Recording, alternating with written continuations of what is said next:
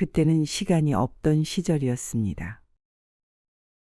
해가 떴다 지는 것이 무의미했고 계절의 바뀜도 알아차릴 수 없던 날들. 사람들은 병들었고 병은 육신에만 있지 않았습니다. 말은 날카롭고 눈빛은 자주 멍들어 있었으며 마음은 말라 있었습니다. 누구도 먼저 다가서지 않았고 다가선 이는 먼저 무너졌습니다. 희망이란 말은 낡은 종이에 써놓고도 누구도 그 뜻을 몰랐고 기도는 오래전 잊힌 풍속처럼 다루어졌습니다. 나는 그런 시대를 살고 있었습니다. 이름 없는 제자로 스승도 없고 불명도 없는 사람으로 한마을 외곽의 낡은 움막에서 하루하루를 버티며 살고 있었습니다. 어머니는 오랫동안 병상에 누워 계셨고 동생은 말을 잃은 지 오래였습니다. 나는 그들을 대신해 물을 길고 죽을 끓이고 저녁이면 마당을 쓸었습니다. 내가 하는 일은 단순했고 말은 더욱 단순했습니다. 오늘은 덜 아프셨습니까? 물이 미지근하지 않았습니까? 동생이 밤새 울지는 않았습니까? 그러나 그 어떤 말도 진심을 닿게 하진 못했습니다. 말이라는 것은 늘 뜻보다 늦게 도착했고 진심은 언제나 고요히 미끄러졌습니다. 그렇게 나는 하루하루를 견디며 다만 기다렸습니다. 무엇인지 알 수 없는 그것을. 어느 날 마을 바깥으로 버려진 절집 하나를 지나가다 그곳에서 낡은 나무 기둥 아래 얹혀있던 책자 하나를 보았습니다. 먼지가 내려앉아 있었고 종이는 습기를 먹은 듯 눅눅했으며 제목은 이상하게 또렷했습니다. 처음 보는 글자들이었고 낯선 의미였으나 그 문장의 울림은 깊었습니다. 책을 펼치자 첫 줄이 나를 멈춰 세웠습니다.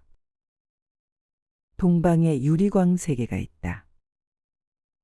그곳에 병든 이의 모든 고통을 살펴보는 부처가 계시다. 나는 책을 덮지 못했습니다. 그날 밤 나는 아무도 없는 움막 안에서 등장불을 켜고 그 경전을 조용히 읽었습니다. 한 글자씩 뜻을 모른 채로 단지 그 울림만을 따라 읽었습니다. 어떤 글은 가슴이 답답했고 어떤 글은 눈물이 났으며 어떤 대목에서는 이 세상에 내 삶이 기록되어 있는 듯한 착각이 들었습니다. 경전은 말했습니다. 나는 모든 병든 이를 낫게 하리라. 굶주린 이를 먹이고 헐벗은 이를 입히며 외로운 이를 따뜻하게 하리라. 나는 멈춰 섰습니다. 그가 누구인지 알 수 없었습니다. 그러나 그가 서원한 그 문장들만은 분명히 내 삶의 어딘가와 닿아 있었습니다. 이 사람이 정말 존재하는가? 그가 나를 알고 있을까? 나는 다시 경전을 읽고 또 읽었습니다. 3일 밤낮 잠들지 않고 앉아 있었습니다. 어느 순간 나는 마음을 정했습니다. 그 부처를 만나러 가야겠다. 만일 그가 존재하지 않는다면 나는 나의 눈으로 부재를 확인하고자 했고, 만일 그가 존재한다면 나는 나의 삶을 다 바쳐 그 뜻에 따르겠노라 생각했습니다. 다음 날 나는 짐을 꾸렸습니다. 아무것도 없었습니다. 마른 보리떡 3개, 물 1병, 얇은 외투 하나. 그것이 내가 가진 전부였습니다. 어머니의 손을 잡고 이마를 맞대어 인사를 드렸고 동생의 머리칼을 매만지며 다녀오겠다는 말도 남기지 못했습니다. 나는 다만 문을 열고 걸었습니다. 어디로 가야 하는지 알 수 없었습니다. 다만 동쪽 경전이 말한 그 방향으로 걸었습니다. 첫날 나는 길을 걷다 말없이 주저앉았습니다. 배가 고팠고 발이 아팠으며 목이 말랐습니다. 둘째 날 나는 내 손바닥을 보며 중얼거렸습니다. 나는 무슨 자격으로 그 부처를 보러 가는가. 셋째 날 나는 울었습니다. 스스로도 이유를 알 수 없는 눈물이었습니다. 넷째 날 나는 길가에 쓰러졌습니다. 눈앞이 빙글빙글 돌았고 누군가 내 등을 받치는 듯한 감각이 있었습니다. 눈을 떴을 때 나를 바라보는 낯선 이가 있었습니다. 그는 길게 묶은 머리를 뒤로 넘겼고 눈빛은 칼처럼 날카로웠지만 맑았습니다. 그는 갑옷을 입었으나 손에 무기는 없었습니다.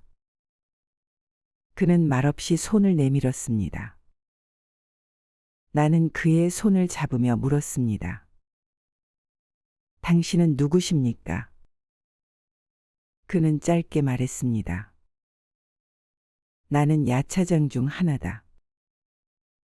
약사열애의 서원을 지키는 자다. 나는 눈을 떴습니다. 그 순간이 꿈이었는지 환영이었는지 알 수 없었습니다. 하지만 나는 알았습니다. 길을 잃지 않았다는 것을. 그리고 다시 걷기 시작했습니다. 길은 여전히 멀고 고통은 여전했으며 하늘은 자주 울었습니다. 하지만 이상하게도 나는 한 걸음씩 나아갈 수 있었습니다. 누구의 손에 끌려서가 아니라 내 안에 어떤 기억이 나를 밀어주고 있었습니다. 그 기억은 말했습니다. 고통을 넘은 이의 걸음은 누군가에게는 길이 된다.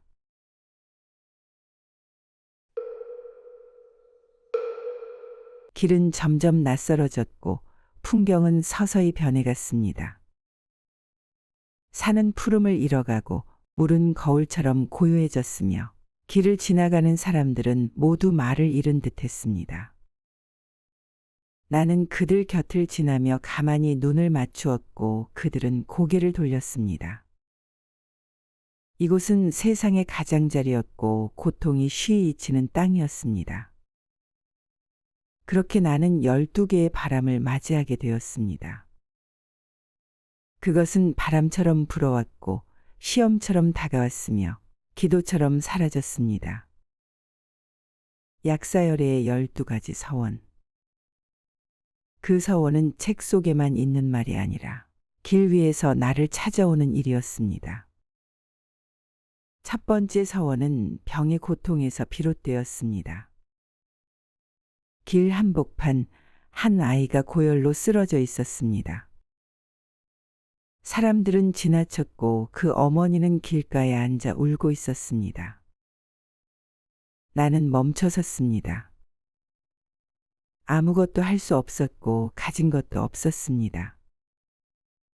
나는 다만 물을 떠와 아이의 입가를 적셨습니다. 어머니가 울었습니다. 고맙습니다. 그것뿐이었습니다. 아이가 살아났는지 어머니가 어디로 갔는지 나는 알지 못합니다. 그러나 나는 그날 밤 약사경의 첫 구절을 떠올렸습니다. 나는 모든 병든 중생을 낫게 하리라. 나는 기도하지 않았습니다. 다만 그 말을 되뇌었고 되뇌는 것만으로도 가슴 한가운데 뜨거운 것이 일렁였습니다. 두 번째 서원은 헐벗은 자와 마주하면서 시작되었습니다. 어느 마을에 이르렀을 때 나는 옷이 다 해진 거린 하나를 보았습니다. 그는 말없이 불을 피우고 있었고 추위에 입술이 파랗게 질려 있었습니다. 나는 외투를 벗어 그의 어깨에 걸쳤습니다.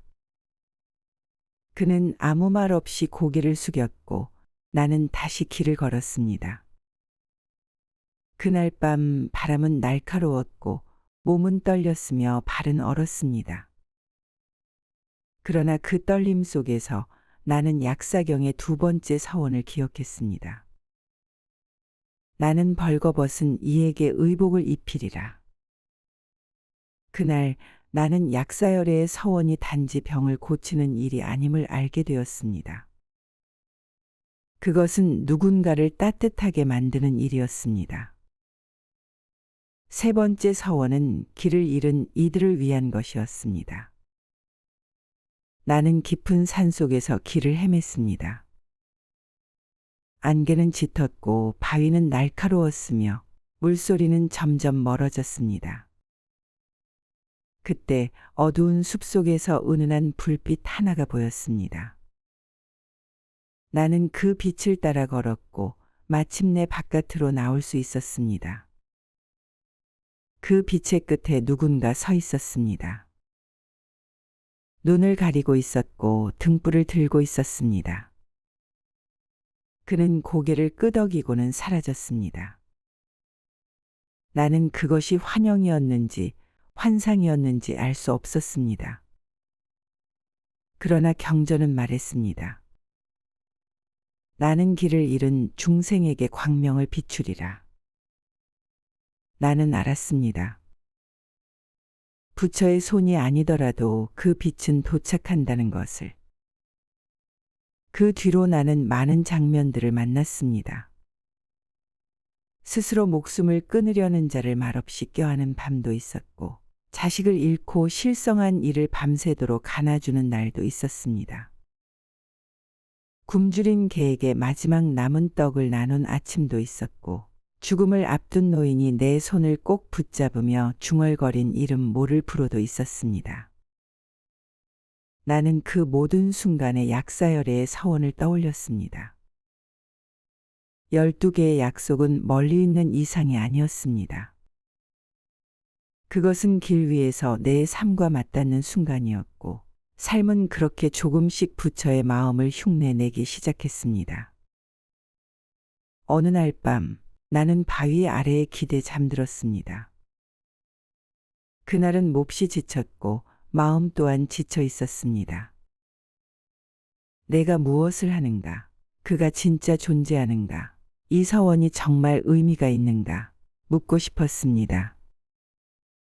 그날 밤 꿈에 문수보살이 나타났습니다. 그는 하얀 옷을 입었고 말은 적었으며 눈빛은 나를 꿰뚫고 있었습니다. 나는 묻습니다. 저는 서원을 따르고 있습니다. 그러나 세상은 변하지 않았습니다.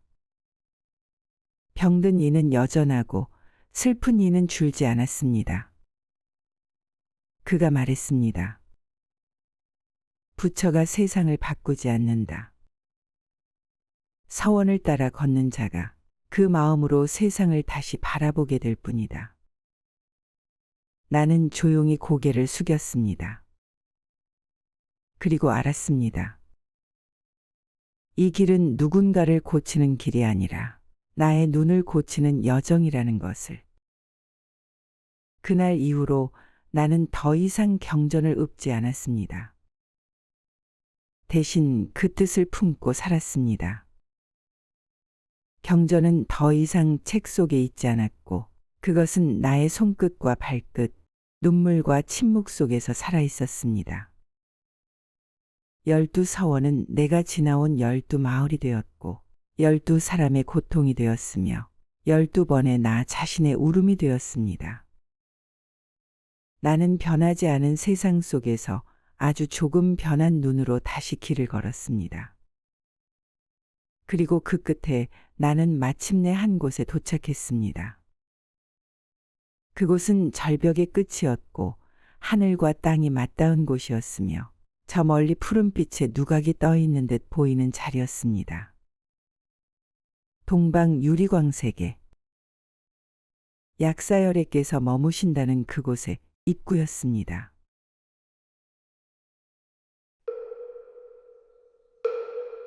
그날 나는 더 이상 걷지 않았습니다.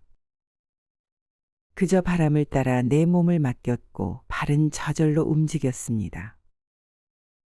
발밑에 흙은 차분했고 하늘은 낯선 푸름을 띄었으며 멀리서 은은한 종소리 하나가 바람을 타고 들려왔습니다. 나는 그 소리를 따라 걸었고 걸을수록 세상은 고요해졌습니다. 바위는 말을 멈췄고 나무는 호흡을 가라앉혔으며 내 마음도 이따금 멈추는 듯했습니다. 그렇게 나는 절벽 끝에 도착했습니다. 그곳엔 푸른 누각이 떠 있었습니다. 지붕은 수정처럼 빛났고 벽은 유리처럼 투명했으며 그 안엔 형체를 분간할 수 없는 빛 하나가 있었습니다. 나는 다가갔고 누군가가 문을 열어준 것도 아닌데 안으로 들어설 수 있었습니다. 그리고 그 자리, 그 중심에 그분이 계셨습니다. 그는 앉아 있었습니다. 말이 없었습니다. 눈을 감고 계셨으며 표정조차 없었습니다. 하지만 그 앞에 선 순간 나는 숨을 쉴 수 없었습니다. 나의 아픔이, 나의 상처가, 내가 지나온 모든 시간이 마치 그분의 시선 아래에 놓여 있는 듯한 느낌이 들었습니다. 나는 무릎을 꿇었습니다. 그리고 조용히 울었습니다. 저는 병을 고치고 싶었습니다. 그러나 아무것도 낫게 하지 못했습니다. 사람들은 여전히 아팠고 저는 여전히 무력했습니다. 나는 고개를 들지 못했습니다. 숨조차 아까웠고 눈물은 말보다 먼저 흘러내렸습니다. 그때 부처님은 고개를 들었습니다. 눈을 떴습니다. 그의 눈은 검지 않았고 푸르지도 않았습니다. 빛이었습니다.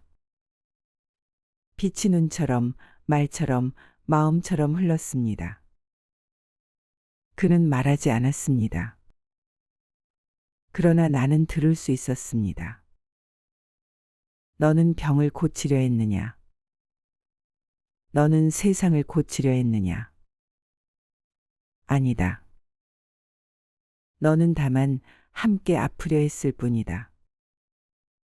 그것이 서원의 뿌리다. 고통을 없애는 자가 부처가 아니라 고통을 넘어서도 사랑할 수 있는 자가 부처의 길을 걷는 이다. 나는 고개를 들었습니다. 눈물은 여전히 흘렀고 심장은 조용히 뛰고 있었습니다. 부처님은 말을 이었습니다. 나는 너를 치유하지 않았다. 나는 너를 위로하지도 않았다. 나는 다만 너의 발걸음을 지켜보았다. 그 발걸음이 누군가의 등불이 되기를, 그 침묵이 누군가의 노래가 되기를. 그 말은 무겁지 않았습니다. 그러나 오래도록 가슴에 머물렀습니다. 나는 고개를 숙였습니다. 그리고 그 자리에서 조용히 서원했습니다. 내가 아파했던 날들이 누군가의 고요한 밤이 되기를. 내가 흘린 눈물이 누군가의 차가운 마음을 덮이는 물이 되기를. 내가 버틴 걸음이 누군가의 길이 되기를. 그 순간 부처님의 눈이 다시 감겼습니다. 그리고 모든 빛이 천천히 사라졌습니다. 사라진 것이 아니라 나의 안으로 스며든 것이었습니다. 나는 다시 걷기 시작했습니다. 더는 무엇을 구하지 않았고 더는 어디를 향하지 않았습니다. 다만 돌아가기로 했습니다. 내가 떠나온 그곳, 아직 병든 세상으로. 그러나 이제 나는 병을 무서워하지 않았습니다. 고통은 끝내 사라지지 않을지라도 그 곁에 앉아 있을 수 있는 사람이 된다는 것. 그것이 약사열의 길이라는 것을 나는 배웠습니다.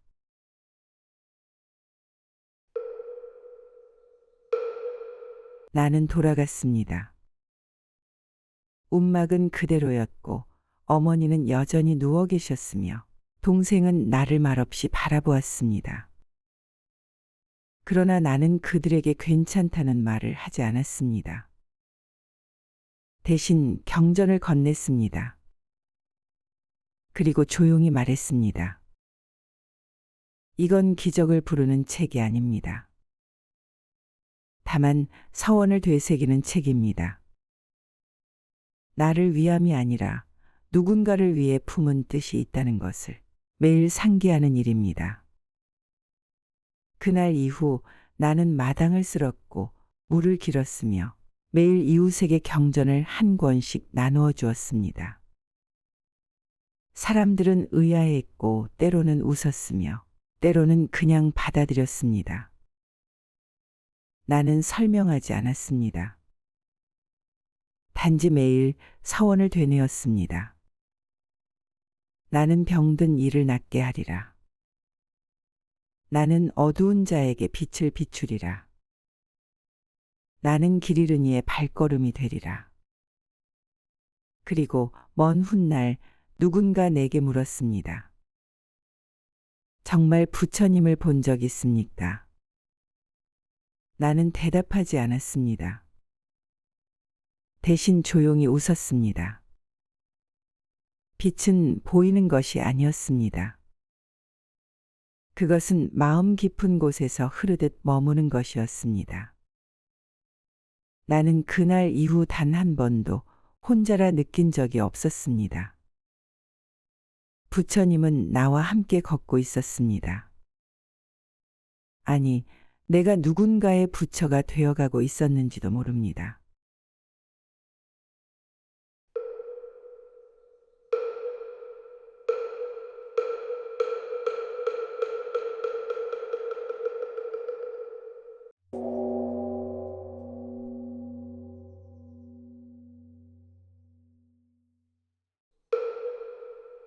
긴 시간 동안 이 세계는 진실을 알지 못한 채 떠돌았다.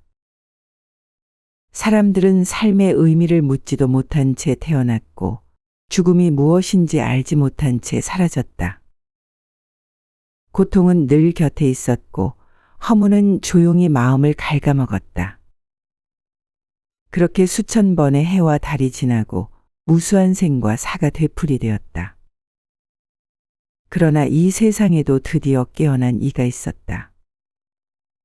고요한 새벽, 세상의 모든 소리가 멈춘 순간 그는 이치를 꿰뚫어 보았다. 괴로움이 어디서 비롯되고 구원의 길이 어디로 이어지는지 그는 분명히 보았다. 그리고 긴 침묵 끝에 결심했다. 이제 숨겨진 진실을 세상에 드러낼 때가 되었다고. 부처님은 연꽃처럼 고요히 앉아 있었다. 수많은 제자들이 둘러싸 앉아 그를 바라보았지만 아무도 그의 마음을 헤아릴 수 없었다. 제자들의 마음 속에는 조급함과 의심이 일렁였다. 왜 아무 말씀도 하지 않는가? 왜 그 어떤 가르침도 내리지 않는가? 갈증과 혼란이 무겁게 밀려왔다. 그때였다. 부처님이 서서히 눈을 떴다. 조용한 눈빛이 온 사원을 감쌌다. 그 순간 바람도 숨을 죽이고 나뭇잎조차 떨림을 멈췄다. 부처님께서 말씀하셨다. 지금까지 나는 중생들의 힘을 헤아려 그들이 견딜 수 있는 만큼만 가르쳐왔다. 그러나 이제 너희가 진실을 들을 준비가 되었기에 숨겨진 문을 열어보이려 한다. 제자들은 서로를 바라보았다. 기대와 두려움, 환희와 망설임이 교차했다. 부처님은 이어서 조용히 말씀을 이었다. 모든 생명은 본래 부처의 씨앗을 지니고 있다. 그 씨앗은 지혜와 자비로 싹을 틔우고 수많은 생을 거쳐 꽃을 피운다. 이 진리를 믿지 못하면 영원히 어둠 속을 헤맬 것이다. 제자들 중 누군가 조심스럽게 물었다. 스승이시여, 그 진실은 우리가 감당할 수 있는 것입니까? 부처님은 미소 지으며 답했다. 물은 강을 이룰 때 비로소 바다를 만난다. 고통도 두려움도 모두 거쳐야 할 강물이다. 이 강을 건너는 자는 결국 진리의 바다를 보게 될 것이다. 그 말씀을 듣고 제자들의 얼굴에 미묘한 변화가 일었다. 두려움은 여전했지만 그 안에 작은 불빛처럼 희망이 깃들었다. 부처님은 마지막으로 말했다. 오늘부터 나는 진실만을 말할 것이다. 감춰진 것도 두려운 것도 숨길 것도 없다. 너희는 귀를 열고 마음을 열어 참된 길을 함께 걸어가라. 고요한 침묵이 법당을 덮었다. 어딘가에서 새벽을 알리는 종소리가 울렸다. 세상은 어둠을 벗고 빛을 향해 조금씩 움직이기 시작했다. 그리고 그 작은 진동 속에서 위대한 서사의 첫 장이 조용히 열렸다. 리우다는 부처님 곁에 가장 오래 있었지만 마음 깊은 곳에 늘 의심을 품고 있었다. 모든 생명은 부처가 될 수 있다는 스승의 말을 그는 믿지 못했다. 그는 생각했다. 저렇게 어리석은 자도, 저렇게 사악한 자도, 저렇게 나약한 자도 과연 부처가 될 수 있을까? 그 자신조차도 의심스러웠다. 나는 과연 부처가 될 수 있는 존재인가? 어느 날 부처님은 리우다를 불렀다. 그리고 조용히 물었다. 리우다여, 내 마음은 지금 어디를 향하고 있느냐? 리우다는 대답하지 못했다. 그는 고개를 숙였고 마음속 깊은 곳에서 울리는 작은 목소리를 들었다. 저는 아직도 믿지 못하고 있습니다. 저는 아직도 두렵습니다. 부처님은 조용히 미소 지었다. 그리고 이렇게 이야기하기 시작했다. 옛날 옛적 한 부자에게 커다란 저택이 있었다. 그 집은 오래되고 낡아 사방에서 불이 일어나기 시작했다.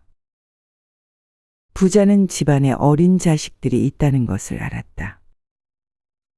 불길은 점점 번져가고 있었지만 아이들은 불타는 집안에서 장난을 치며 놀고 있었다. 그들은 불이 무엇인지 불길이 얼마나 무서운지 알지 못했다. 부자가 소리쳤다. 어서 나와라. 어서 이 집을 떠나라. 그러나 아이들은 부자의 말에 귀 기울이지 않았다. 그들은 여전히 장난에 빠져 있었다. 부자는 생각했다. 그냥 소리쳐서는 아이들을 구할 수 없다. 그래서 부자는 아이들에게 이렇게 말했다. 밖에는 너희가 좋아하는 수레가 있다. 사슴이 끄는 수레도 있고 염소가 끄는 수레도 있고 황소가 끄는 수레도 있다. 너희가 좋아하는 수레를 타러 어서 나오너라. 아이들은 그 말을 듣자마자 환호성을 지르며 밖으로 뛰쳐나왔다. 그리고 살아났다. 리우다는 가만히 그 이야기를 들었다. 부처님은 조용히 이어서 말씀하셨다. 중생들은 불타는 집 안에 살고 있다.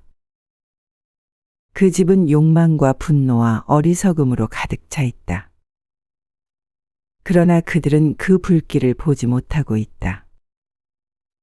그래서 나는 그들이 이해할 수 있는 방법으로 그들의 눈높이에 맞춰 진리를 말해왔다. 이제야 그들에게 가장 소중한 진실을 전할 때가 된 것이다. 리우다는 숨을 삼켰다.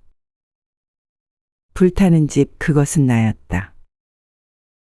나는 내 마음속 불길을 보지 못하고 장난처럼 의심하고 방황하고 있었다. 부처님은 나를 꾸짖지 않았다. 대신 나를 이해시키기 위해 나를 품어주었다. 그는 고개를 들어 부처님을 바라보았다. 눈앞에 선 스승은 변함없이 조용하고 따스했다. 리우다는 그제야 깨달았다. 진실은 먼 곳에 있는 것이 아니었다. 이미 오래전부터 부처님은 자신에게 모든 것을 내어주고 있었다. 리우다는 부처님 앞에 무릎을 꿇었다. 그리고 깊이 절하며 말했다. 스승이시여, 이제야 저는 부끄러운 마음을 버리고 그 길을 따르고자 합니다. 부처님은 고요히 고개를 끄덕였다. 법당 밖에서는 이미 아침이 밝아오고 있었다. 어둠은 물러가고 연한 햇살이 천천히 세상을 비추기 시작했다. 그리고 그 빛 속에서 리우다는 처음으로 진정한 첫걸음을 내디뎠다. 리우다는 의심을 내려놓고 작은 빛을 품었다. 그러나 또 다른 이 우바라는 그 빛을 자랑으로 삼으려 했다. 아직 깨달음의 길은 멀었다. 그의 이름은 우바라. 우바라는 누구보다 총명했다. 부처님 곁에서 누구보다 먼저 법을 들었고 누구보다 빠르게 경전을 외웠다. 그는 스스로를 남몰래 자랑스러워했다. 나는 다르다. 나는 가장 앞서 있다. 그는 그런 생각을 품은 채 다른 제자들을 내려다보았다. 왜 저들은 아직도 깨닫지 못하는가? 왜 저토록 어리석은가? 어느 날 부처님께서 제자들을 모아 법석을 여셨다. 부처님은 눈을 감고 조용히 말씀하셨다. 너희 모두는 본래 부처의 씨앗을 지니고 있다. 누구든 아무리 어리석은 자라도 아무리 죄 많은 자라도 끝내는 부처가 될 것이다. 우바라는 속으로 웃었다. 저런 말은 저런 자들을 위해 있는 것이지. 나에게야 당연한 말이다. 나는 이미 부처에 가까운 존재다. 그때 부처님은 눈을 떴다. 그리고 우바라를 향해 천천히 시선을 돌렸다. 우바라여, 너는 지금 어디를 향해 가고 있는가? 우바라는 당황했다. 그는 입을 열었다. 저는 스승님의 가르침을 따르고 있습니다. 저는 누구보다 열심히 수행하고 있습니다. 부처님은 조용히 고개를 저었다. 내 마음은 아직 강물처럼 흐르지 않는다. 내 마음은 바람처럼 흩어져 있다. 내 마음은 아직 자기 자신에게 묶여 있다. 우바라는 말을 잃었다. 부처님은 이어서 이야기했다. 옛날 한 마을에 아름다운 깃털을 가진 새가 있었다. 누구보다 빛나는 깃털을 지녔던 새는 자신이 하늘을 지배한다고 믿었다. 그러나 어느 날 그는 깃털의 아름다움을 뽐내려다 한순간 실수하여 가장 아름답던 깃 하나를 부러뜨리고 말았다. 부러진 깃털은 하늘에서 떨어졌다. 그제야 새는 알게 되었다. 자신을 높였던 것은 깃털이 아니라 하늘을 나는 마음이었음을. 부처님은 우바라를 바라보며 부드럽게 말했다. 지혜도 공덕도 모두 너를 높이려는 마음을 버릴 때 비로소 참된 힘을 얻는다. 깃털은 부서질 수 있지만 하늘을 나는 마음은 부서지지 않는다. 우바라는 온몸이 굳은 채 그 말씀을 들었다. 가슴 깊은 곳에서 무언가 무너져 내리는 소리가 들렸다. 그는 이제 알았다. 그가 믿었던 것은 깃털이었다. 화려한 지식, 빠른 깨달음, 타인을 내려다보는 오만. 그는 하늘을 나는 법을 배우지 못했던 것이다. 우바라는 천천히 바닥에 이마를 대고 엎드렸다. 스승이시여, 저를 비추어 주십시오. 이제 저는 비로소 길을 잃었음을 압니다. 부처님은 조용히 응답했다. 길을 잃은 자만이 진정한 길을 찾을 수 있다. 그리고 사원 안에는 더없이 고요한 침묵이 흘렀다. 그 침묵 속에서 우바라는 부러진 깃털을 가슴에 안고 다시 하늘을 나는 법을 배워야 함을 깨달았다. 우바라는 천천히 이마를 땅에 붙인 채 조용히 숨을 내쉬었다. 그가 지녔던 교만의 깃털은 이미 부러지고 있었다. 그러나 그 부러짐은 끝이 아니라 시작이었다. 오히려 그 부러진 깃털을 통해 그는 하늘을 나는 법을 다시 배워야 함을 알게 되었다. 사원에는 한동안 깊은 고요가 흘렀다. 그리고 그 고요 속에서 또 다른 마음이 소리 없이 일렁이기 시작했다.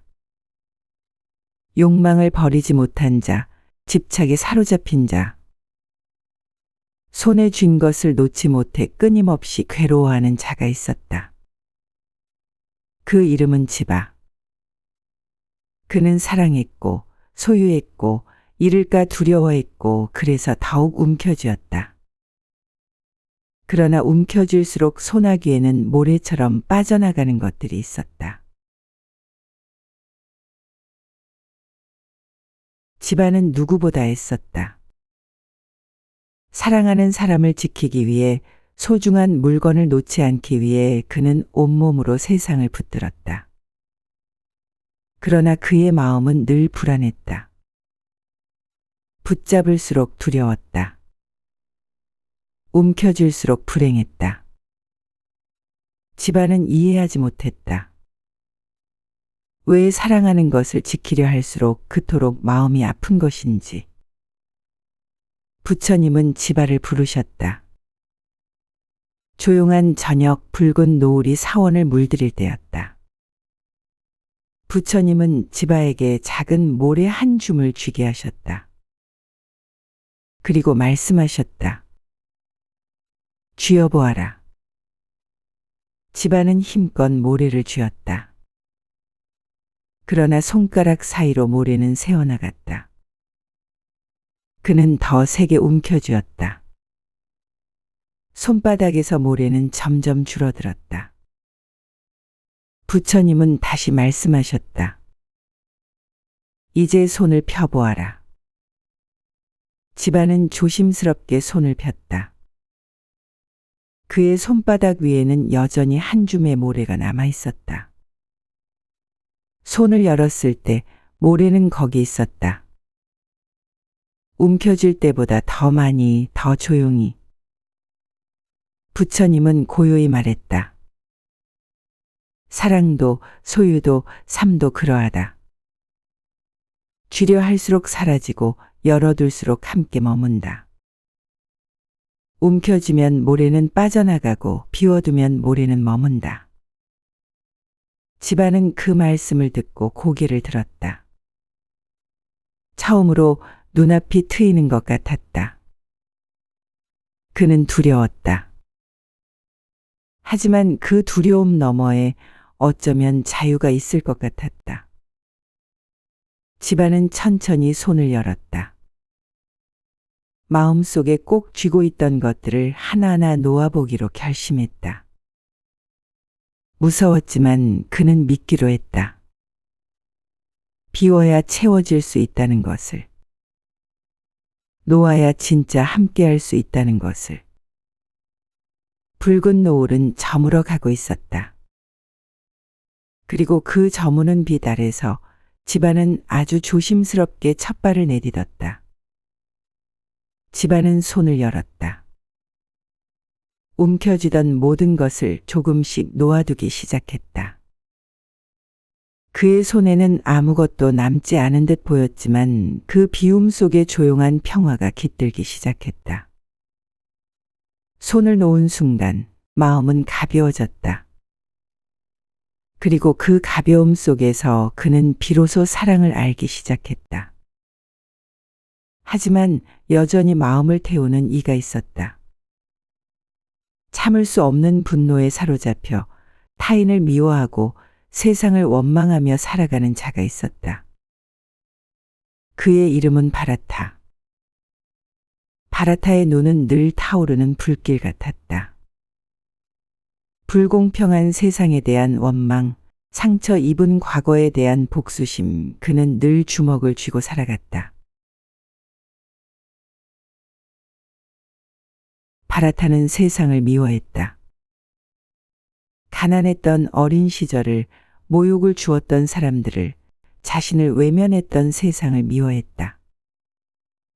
그는 부처님의 곁에 있으면서도 여전히 분노를 품고 있었다. 가르침을 듣는 순간에는 고개를 숙였지만 마음속에서는 끊임없이 저항했다. 세상은 나를 배신했다. 나는 세상을 믿지 않는다. 그날도 바라타는 법당 구석에 홀로 앉아 있었다. 부처님은 조용히 그를 바라보았다. 그리고 다가가 한 줌의 재를 손에 담아 바라타에게 내밀었다. 바라타여, 이 재를 쥐어보아라. 바라타는 주먹을 꽉 쥐었다. 재는 손가락 사이로 흩어졌다. 그러나 그는 더욱 세게 쥐었다. 소나귀가 아파올 만큼. 부처님은 부드럽게 말했다. 내가 분노를 움켜쥘수록 그 불은 이미 사그라진 뒤에 잿더미를 더욱 쥐는 것과 같다. 분노는 이미 끝난 것을 끝내지 못하게 만든다. 상처는 이미 지나갔건만 너는 그 죄를 놓지 못하고 있다. 바라타는 숨이 막혔다. 가슴이 터질 듯 아팠다. 그는 속으로 외쳤다. 나는 잊을 수 없다. 나는 용서할 수 없다. 그러나 그의 손안에 쥔 재는 점점 빠져나갔고 결국 남은 것은 아무것도 없었다. 부처님은 조용히 덧붙였다. 내가 쥐고 있는 것은 고통이 아니라 고통의 그림자다. 그림자를 놓아야 빛이 들어온다. 바라타는 서서히 주먹을 폈다. 손바닥 위에는 아무것도 남아있지 않았다. 그러나 주먹을 펴는 순간 처음으로 손안에 바람이 스며들었다. 부드럽고 따스한 바람이었다. 그는 알았다. 나는 상처를 쥔 것이 아니라 상처의 그림자만 쥐고 있었다는 것을. 바라타는 천천히 눈을 감았다. 그리고 아주 작은 목소리로, 그러나 분명한 목소리로 중얼거렸다. 스승이시여, 저에게 진정한 힘을 가르쳐 주십시오. 미워하는 힘이 아니라 용서하는 힘을. 부처님은 미소 지었다. 그 길이 내가 다시 태어나는 길이다. 붉은 노을이 완전히 사라지고 어둠이 찾아왔다. 그러나 그 어둠 속에서 작은 바람 하나가 조용히 불기 시작했다. 분노의 잿더미를 넘어 바라타는 천천히 걸어가기 시작했다. 바라타는 두 손을 비웠다. 미움도 분노도 모두 잿더미로 사라졌다. 그리고 그 빈손으로 그는 처음으로 세상을 어루만질 준비를 시작했다. 상처는 여전히 있었지만 상처를 붙잡지 않는 법을 그는 배웠다. 그러나 세상에는 아직 무엇도 붙잡지 못하는 이가 있었다. 사랑도 진리도 심지어 자신의 마음조차도. 그는 두려웠다. 믿는 것을, 걸어가는 것을, 스스로를 열어 보이기를. 그의 이름은 사루다. 사루다는 두려움 속에서 걸음을 멈추고 있었다. 사루다는 늘 뒤를 돌아보았다. 그는 앞을 향해 나아가는 법을 몰랐다. 실수할까 두려워했고, 거절당할까 두려워했고, 실패할까 두려워했다. 심지어 부처님의 가르침조차 온전히 받아들이지 못했다. 그는 늘 의심했다. 내가 정말 이 길을 갈 수 있을까? 내가 정말 변할 수 있을까? 부처님은 사루다를 조용히 불렀다. 그리고 말했다. 사루다여, 강을 건너고 싶은가? 사루다는 고개를 끄덕였다. 그러나 곧 다시 고개를 떨구었다. 부처님은 다시 물었다. 무엇이 너를 막고 있는가? 사루다는 작게 대답했다. 두렵습니다. 넘어질까 빠질까 다시 돌아오지 못할까 두렵습니다. 부처님은 조용히 손가락으로 땅에 선을 그었다. 그리고 말했다. 이것이 강이라면 너는 그 선 하나조차 건너지 못할 것이다. 두려움은 실체가 아니다. 두려움은 내 마음이 만들어낸 그림자일 뿐이다. 사루다는 그 선을 바라보았다. 얇고 가벼운 선, 그러나 그의 마음에는 깊은 강처럼 느껴졌다. 부처님은 이어서 말했다. 얼어붙은 강을 보아라. 겉은 단단해 보이지만 그 아래에는 여전히 물이 흐르고 있다. 두려움이란 바로 그러하다. 너를 멈추게 하는 것은 단단한 얼음이 아니다. 너 스스로 얼어붙은 마음이다. 사루다는 떨리는 손으로 땅에 그어진 선 위에 발을 올렸다. 두렵고 어지러웠다. 그러나 그는 알았다. 이 선을 넘지 못하면 나는 영원히 내 안에 갇히게 될 것이다. 사루다는 조심스럽게 발을 내디뎠다. 선을 넘었다. 아무 일도 일어나지 않았다. 땅은 무너지지 않았다. 물에 빠지지도 않았다. 그는 놀라며 숨을 삼켰다. 그리고 깨달았다. 두려움은 거짓이었다. 넘어지지 않아야만 걸을 수 있는 것이 아니라 넘어져도 다시 일어나야 걸을 수 있는 것임을. 사루다는 부처님 앞에 무릎을 꿇었다. 그리고 조용히 말했다. 스승이시여, 저를 데려가 주십시오. 저는 이제 제 발로 걸어가겠습니다. 부처님은 부드럽게 답했다. 길은 언제나 내 발밑에 있었다. 다만 내가 그것을 믿지 못했을 뿐이다. 사루다는 깊이 절했다. 그리고 천천히 일어섰다. 손에는 아무것도 들고 있지 않았지만 마음에는 작지만 단단한 믿음 하나가 깃들어 있었다. 얼어붙은 강 위를 걸어가듯 그는 조금씩 그러나 분명히 앞으로 나아가기 시작했다. 사루다는 천천히 걸어갔다.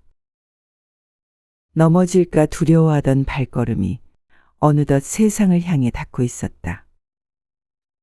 그는 아직 완벽히 두려움을 버리지 못했지만 걸음만은 멈추지 않았다.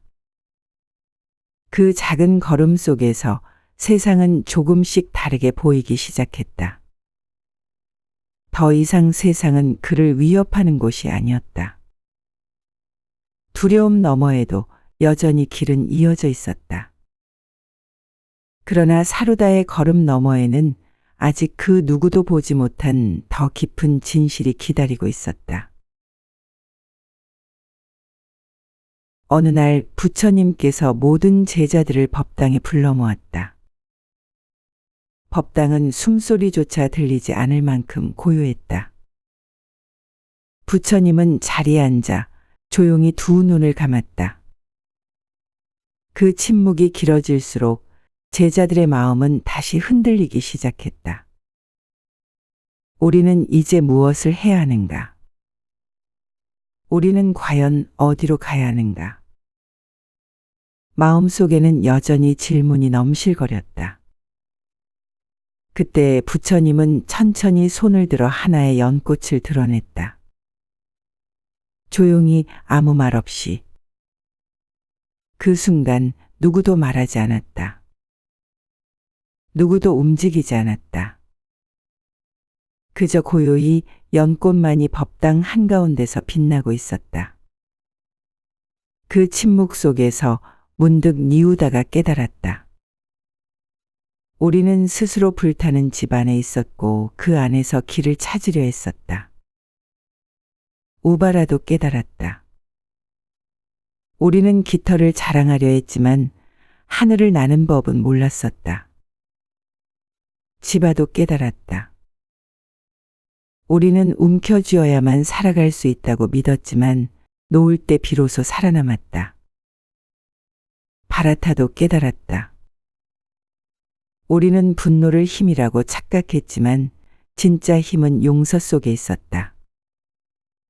사루다도 깨달았다. 우리는 두려움을 강이라고 생각했지만 그것은 마음속 얇은 선에 불과했다. 모든 제자들의 가슴 깊은 곳에서 잊고 있던 무언가가 깨어나기 시작했다. 부처님은 아무 말도 하지 않았다. 그러나 모든 것이 전해졌다. 연꽃은 말이 없었다. 그러나 그 연꽃은 외치고 있었다. 모든 생명은 본래 부처다. 모든 고통은 끝낼 수 있다. 모든 방황은 돌아올 수 있다. 부처님은 천천히 눈을 떴다. 그리고 조용히 말했다. 너희는 이미 부처다. 다만 그것을 잊고 있었을 뿐이다. 그 한마디가 긴긴 생의 어둠을 뚫고 가슴 깊이 내려왔다. 누군가는 조용히 눈물을 흘렸다. 누군가는 하늘을 올려다보았다. 누군가는 가슴을 두드렸다. 누군가는 아주 조용히 손을 모았다. 그 순간 법당 안에는 보이지 않는 빛이 가득 퍼져갔다. 누구도 외치지 않았지만 모두가 함께 울고 있었다. 그리고 그 빛 속에서 연꽃은 천천히, 아주 천천히 피어오르기 시작했다. 연꽃은 조용히 피어났다.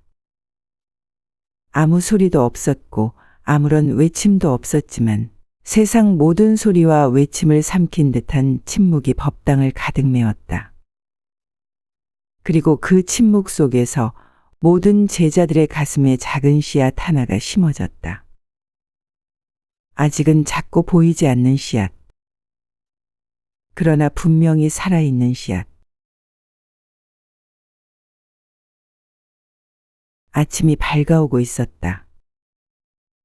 어둠을 걷어낸 첫 번째 빛이 산등성이를 넘어왔다. 제자들은 하나둘씩 일어섰다. 누군가는 눈을 감았고 누군가는 두 손을 모았다. 누군가는 깊은 숨을 들이쉬었고 누군가는 조용히 하늘을 바라보았다. 그들의 표정은 더 이상 어제와 같지 않았다. 이우다는 알았다. 의심이란 어둠이 아니라 빛을 향한 갈증이었다는 것을. 우바라는 알았다. 교만이란 높이 날겠다는 꿈이 잘못된 방향으로 굳어버린 것이었다는 것을. 지바는 알았다. 집착이란 사랑을 잃을까 두려운 마음이 만든 사슬이었다는 것을. 바라타는 알았다. 분노란 자신을 지키려다 상처 입은 마음의 외침이었다는 것을. 사루다는 알았다. 두려움이란 걸음을 내딛지 못하게 만드는 거짓 그림자였다는 것을. 부처님은 아무 말 없이 제자들을 바라보았다. 그리고 조용히 고개를 끄덕였다. 너희는 이미 길 위에 서 있다. 너희는 이미 부처다. 바람이 불었다. 아주 부드럽게 그러나 확실하게. 그 바람은 제자들의 옷자락을 스쳤고 얼굴을 스쳤고 마음을 스쳤다. 그들은 이제 떠날 준비가 되어 있었다. 누구도 소리내어 외치지 않았다. 누구도 굳이 다짐을 말하지 않았다. 그러나 각자의 가슴 속에는 분명히 새겨졌다. 이 길을 걷겠다. 넘어져도 걷겠다. 두려워도 걷겠다. 아무것도 보이지 않아도 걷겠다. 바람은 어디로 가는가? 그 누구도 알지 못한다. 그러나 바람은 멈추지 않는다. 제자들은 발을 내딛었다. 각자의 길을 따라 각자의 마음을 따라. 같은 하늘 아래에서 같은 빛을 향해. 그리고 다시는 되돌아오지 않을 걸음을 시작했다. 법당에는 이제 부처님만이 남았다. 그는 조용히 눈을 감았다. 연꽃은 여전히 피어 있었다. 세상의 끝없는 고요 속에서 새로운 세상을 향해 피어 있었다. 연꽃은 피었다. 그리고 제자들은 흩어졌다. 부처님 앞에서 무언의 가르침을 받은 후 누구도 말하지 않았고 누구도 묻지 않았다.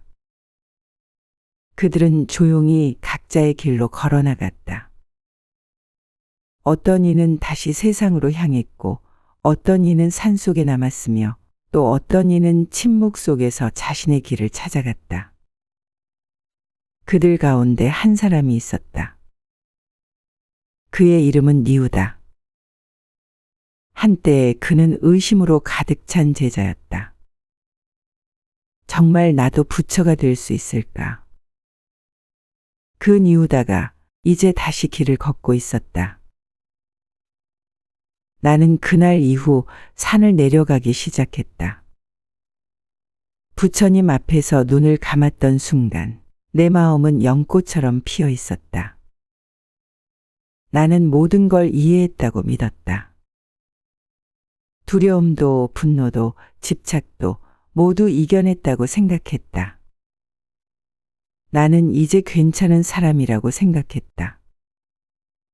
그래서 산을 내려가는 이 길이 그저 고요하고 빛나는 줄로만 알았다.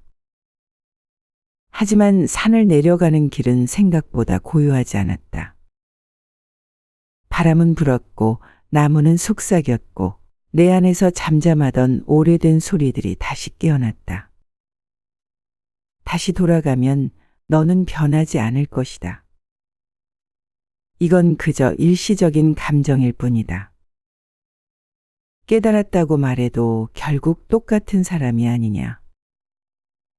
나는 알았다. 이 소리들은 밖에서 온 것이 아니었다. 바로 내 안에 남아있던 나였다. 세상은 변하지 않았다. 달라진 것은 나뿐이었는데 나는 내가 얼마나 달라졌는지를 계속 확인하고 싶어졌다. 마을로 내려가자 사람들은 물었다. 그래서 너는 이제 부처가 된 거냐? 그 물음 앞에서 나는 아무 말도 하지 못했다. 깨달음은 그 순간의 환희가 아니었다. 그건 매일 걸어야 하는 길이었고 매 순간 다시 살아내야 하는 일이었다. 한 걸음 또 한 걸음. 나는 다시 흔들렸고 마음은 무거워졌고 무릎은 떨렸다. 그러나 그 순간마다 부처님께서 하셨던 말씀이 내 안에서 조용히 울렸다. 길은 흔들리는 것이다. 그러나 멈추는 것이 고요를 의미하지는 않는다. 나는 그 말을 품고 다시 발을 내디뎠다. 산은 멀어졌고 세상은 가까워졌다. 그러나 내 안의 등불은 조금도 꺼지지 않았다. 나는 다시 배워야 한다는 것을 깨달았다. 깨달음은 아는 것이 아니라 살아내는 것이라는 것을. 사람들이 내게 물었다. 그래서 너는 이제 부처가 된 거냐고. 그 질문 앞에서 나는 말이 막혔다. 부처가 된다는 건 무엇일까? 깨달음을 얻는다는 건 과연 무엇을 의미하는 걸까? 나는 부처님 앞에서 연꽃을 보았고 연등을 들었고 내 안에 불빛이 깃들었다고 믿었다. 그래서 이제 나는 괜찮을 줄 알았다. 하지만 그 말 한마디 앞에서 나는 다시 흔들렸다. 그렇다고 쉽게 대답하면 거짓이 될 것 같았고, 아니라고 하면 지금껏 걸어온 길을 부정하는 것 같았다. 나는 스스로에게 묻기 시작했다. 나는 정말 부처인가? 나는 정말 그 경지에 닿은 사람인가? 그러나 마음 깊은 곳에서 어떤 작은 목소리가 들려왔다. 부처가 된다는 것은 상태가 아니라 방향이다. 깨달음은 정상이 아니라 과정이다. 나는 깨달음으로부터 살아내기 시작한 사람일 뿐이지 완성된 존재는 아니었다. 사람들은 나를 보며 말한다. 이제 화도 안 내겠구나. 욕망도 없겠구나. 아무것도 두렵지 않겠구나. 나는 웃을 수밖에 없었다. 나는 여전히 화를 낼 수도 있고 욕심도 생기고 두렵기도 하다. 하지만 그 순간 나는 한 번 더 나를 들여다본다. 그 화는 어디서 오는지, 그 욕망은 무엇을 말하고 있는지, 그 두려움은 무엇을 감추고 있는지. 부처가 된다는 건 그런 것이다. 고요함을 가장하는 것이 아니라 흔들림 속에서 다시 고요로 돌아오는 힘을 갖는 것이다. 빛나는 얼굴을 유지하는 것이 아니라 어두워질 때마다 등불을 다시 밝히는 것이다. 완전함을 연기하는 것이 아니라 불완전함을 인정하면서도 계속 걸어가는 것이다. 나는 이제 안다. 부처가 된다는 건 완전해졌다고 말할 수 있는 상태가 아니라 끝없이 다가가려는 마음의 자세라는 것을. 나는 오늘도 그 마음을 품고 걸음을 멈추지 않는다. 그 질문은 여전히 내 안에 있다. 너는 이제 부처인가? 나는 그 질문에 이렇게 답한다. 나는 오늘도 부처를 살아내고 있다. 나는 사람들 속으로 들어갔다. 말소리, 욕설, 욕망, 다툼, 분노, 슬픔이 뒤섞인 그곳으로. 깨달음을 얻었다고 믿었던 나는 그들 사이에서 흔들리지 않을 줄 알았다. 하지만 내 마음은 조용히 갈라지기 시작했다. 어느 날 한 남자가 내 앞에서 울부짖었다. 그는 자신이 지닌 모든 것을 빼앗겼고 세상에 원망만이 남았다고 했다. 나는 조용히 그를 바라보았다. 무슨 말을 건네야 할지, 어떻게 위로해야 할지 알 수 없었다. 나는 그를 향해 말했다. 고통은 지나갈 것입니다. 하지만 그는 내 말을 듣지 않았다. 그의 눈은 분노로 가득했고 나는 그 눈빛 앞에서 말을 잃었다. 그는 소리쳤다. 당신은 아무것도 모른다. 당신은 고요한 곳에 있었고 나는 부서진 곳에 있었다. 나는 부처다. 자비를 한다. 그런 말이 나를 더 아프게 만든다. 나는 그 말을 가슴 깊이 받아들였다. 그 순간 나는 처음으로 깨달았다. 자비란 누군가에게 무엇을 말하는 것이 아니라 그의 울음을 같이 견디는 일이라는 것을. 물들지 않는 연꽃은 진흙을 피하는 꽃이 아니라 진흙 속에 깊이 뿌리 내리고도 피어나는 꽃이다. 자비란 혼자 고요한 마음을 유지하는 능력이 아니라 누군가의 절망 속에서 그와 함께 흔들리되 무너지지 않는 힘이다. 나는 다시 그의 앞에 앉았다. 어떤 말도 하지 않고 다만 그의 울음소리 곁에 머물렀다. 그의 분노는 나를 향했지만 나는 그 분노를 받아들이기로 했다. 그의 상처는 나의 것이 아니었지만 나는 그 상처를 같이 지고 있어야 한다고 느꼈다. 그는 서서히 울음을 멈췄고 조용히 등을 돌렸다. 나는 끝까지 따라가지 않았다. 자비란 손을 잡는 일이기도 하지만 때로는 멀리서 등을 바라보며 기다리는 일이라는 것도 배웠다. 그날 밤 나는 스스로에게 물었다. 나는 오늘 부처로 살았는가? 내 마음은 고요하지 않았고 흔들렸고 상처받았고 말문이 막혔지만 그 흔들림 속에서 나는 포기하지 않았고 도망치지 않았다. 그렇다면 나는 오늘도 연꽃이다. 진흙 속에 있으나 물들지 않는 연꽃. 나는 다시 하루를 살아냈다. 자비는 깨달음보다 느리지만 더 깊은 길이라는 것을 나는 이제 조금 알 것 같았다.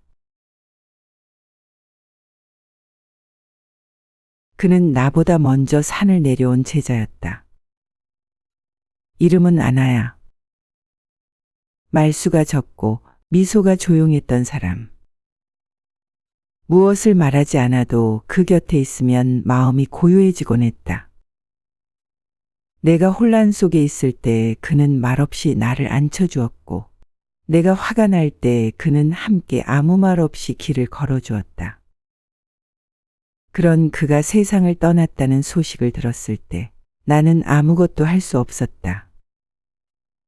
깨달음을 얻은 제자였기에 죽음조차 고요히 맞이했을 거라 생각했지만 그의 빈자리를 마주한 순간 나는 무너졌다. 나는 울었다. 울지 않을 줄 알았는데 울 필요 없다고 생각했는데 나는 그를 잃었다는 사실 앞에서 그저 인간이었다. 사람들이 말했다. 그래도 그는 해탈했을 겁니다. 다시 태어나지 않을 겁니다. 나는 그 말들이 고맙기도 하고 또 한편으론 너무 멀게 느껴졌다. 그가 더 이상 이 세상에 없다는 사실, 그 진실이 가슴을 찔렀다. 나는 다시 부처님의 말씀을 떠올렸다. 모든 것은 인연 따라 오고 인연 따라 사라진다. 그러나 인연은 사라지지 않는다. 나는 이해하려 했었다. 죽음이 끝이 아니라는 것을, 이별이 단절이 아니라는 것을. 하지만 그럼에도 불구하고 나는 그가 그리웠다. 나는 그의 흔적이 남은 자리에 앉아 조용히 바람을 느꼈다.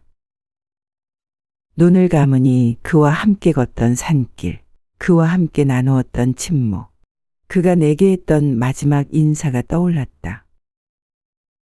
리우다, 언젠가 다시 만날 거야. 모양은 달라도 인연은 그대로 남을 테니까. 그 말이 이제야 마음속 깊이 울렸다. 나는 손을 모았다. 기도가 아니었다. 그저 그의 이름을 가만히 품는 마음이었다. 나는 부처가 되고 싶었다. 그러나 그날은 나는 그저 한 사람의 친구로, 한 사람의 중생으로 그를 마음에 안고 있었다. 바람이 불었다. 이름 없는 바람이었지만 그 바람 속에 그의 숨결이 느껴졌다. 나는 조용히 중얼거렸다. 아나야, 잘 가. 나는 아직 이 길 위에 있어. 조금 더 걷다가 어딘가에서 다시 만날 수 있기를. 그리고 나는 다시 일어섰다. 눈물은 말랐고 마음은 조금 더 깊어졌다.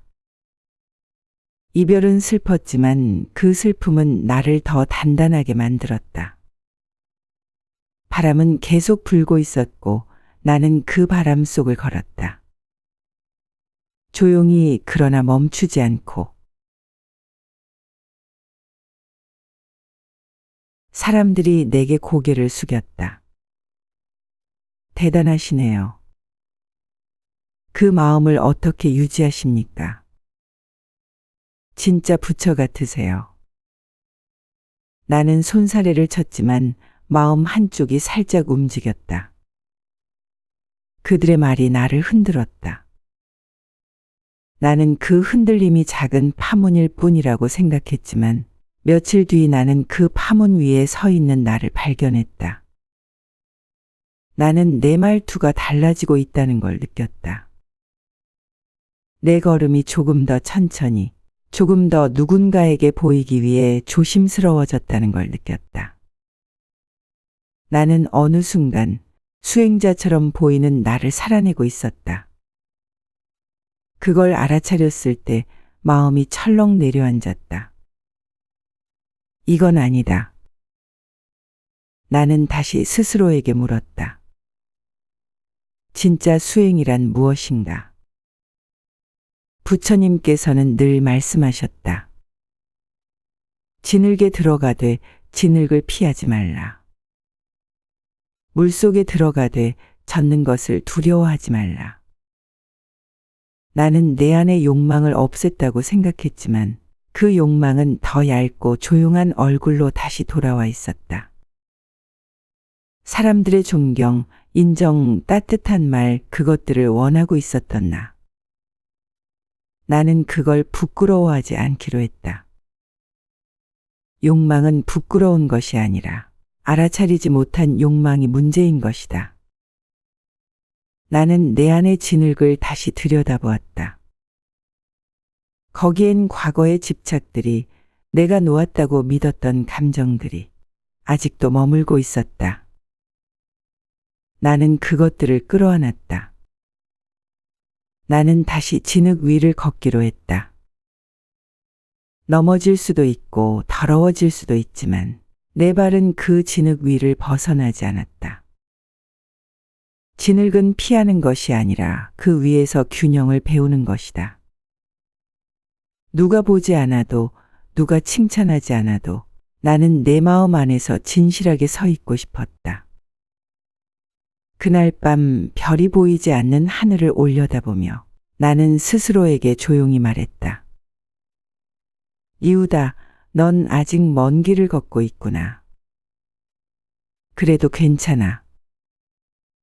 진흙 속에서라도 걸음을 멈추지 않는 한 너는 길 위에 있는 것이다. 그는 내게 불친절하게 다가왔다. 첫마디부터 조롱이었고 첫눈빛부터 싸움이었다. 깨달았다면서 왜 이렇게 멍청해 보이냐? 부처 흉내 좀 그만 내지 그래. 그의 말은 나를 찌르기 위해 던져졌고 나는 그 말들의 피를 흘리지 않기 위해 애써 웃었다. 하지만 웃음 뒤에서 내 마음은 천천히 뜨거워지고 있었다. 분노는 없다고 믿었는데 나는 그를 향해 마음속으로 소리치고 있었다. 당신은 아무것도 모르면서 나도 애쓰고 있다고. 그 순간 나는 깨달았다.